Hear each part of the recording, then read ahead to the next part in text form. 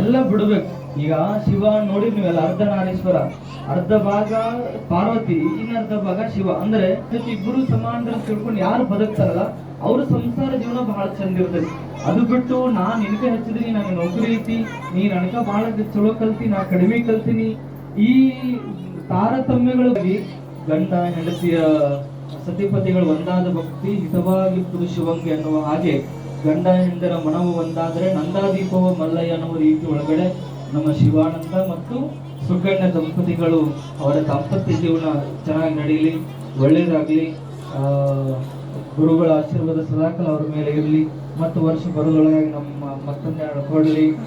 ಮತ್ತೆ ಎಲ್ಲ ನೀವೆಲ್ಲ ನಮ್ಮ ಸಮಾಜ ಎಲ್ಲ ಜನ ನೀವೆಲ್ಲ ಲಿಂಗ ಕಟ್ಕೊಂಡು ನಮ್ಮ ಧರ್ಮದ ಪರಂಪರೆ ಒಳಗಡೆ ನಡಿಬೇಕು.